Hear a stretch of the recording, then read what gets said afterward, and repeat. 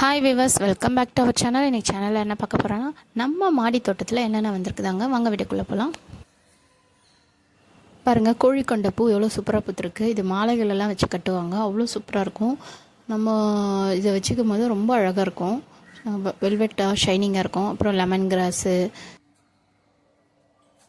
அப்புறம் நம்மளுக்கு கிரேப்ஸும் கொஞ்சம் துளுத்துருக்கு. கிரேப்ஸ் போயிடுச்சா பயந்தா, ஆனால் துளுத்துருக்கு. நித்திய மல்லியும் நிறைய பூத்துட்ருக்கு, நான் பறிக்கவே முடியல.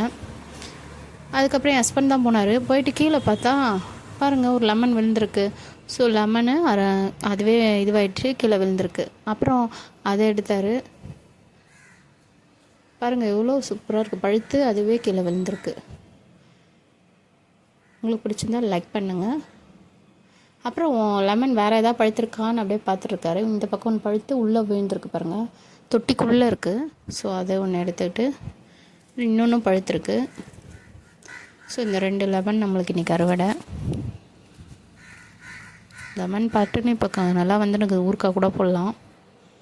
ஸோ இதை எடுத்துக்கிட்டு வந்தால் நம்மளுக்கு பருப்பு கீரை கடையிலான்னு பார்த்தா பருப்பு கீரை கொஞ்சம் இருந்தது. இப்போ 2 லெமனும் நல்லா தான் இருக்குது, பழுத்து நல்லா கரெக்டான ஸ்டேஜ். அப்புறம் நான் என்ன பண்ணேன், இன்றைக்கி காலையில் போனேன். என் ஹஸ்பண்ட் போன வாரம் போனார். இது நான் இன்றைக்கி காலையில் போனால் பாருங்கள், ஒரு லெமன் தொட்டிக்குள்ளே விழுந்திருக்கு. சரி, அன்றைக்கி ஒன்று பழுத்திருந்ததில்ல, அது தொட்டிக்குள்ளே விழுந்துருக்கு. இன்னொன்று பாருங்கள், பழுக்கிற மாதிரி இருக்குது. ஸோ நம்ம லெமன் சாதம் பண்ணலாமா இல்லை ஊறுகாய் போடலாமான்னு யோசிச்சுட்டு இருந்தேன். சரி, முதல்ல எடுத்துகிட்டு போய் வைப்போம். அப்புறம் நம்ம இன்றைக்கி டிஃபனுக்கு என்ன பண்ணலான்னு யோசிச்சுட்டு இருந்தால் நம்மளுக்கு ரெடியாக பருப்பு கீரை இருந்தது. ஸோ பருப்பு கீரை எடுத்துக்கலாம், ஃப்ரெஷ்ஷாகவும் இருந்தது. பருப்பு கீரை எடுத்துக்கிட்டு அதை இன்றைக்கி பருப்பு கீரை கடைஞ்சிடலாம் அப்படின்னு பருப்பு கீரை கடைஞ்சோம். பருப்பு கீரைக்கு கடையலுக்கு நம்மளுக்கு களி செஞ்சால் சூப்பராக இருக்கும். ஸோ களி கிண்டினாங்க எங்கள் மாமியார். பாருங்கள், களியும் சூப்பராக வந்திருந்தது. களியும் பருப்பு கீரை கடையலும். ஸோ ஹெல்த்தியான பிரேக்ஃபாஸ்ட் இன்றைக்கி.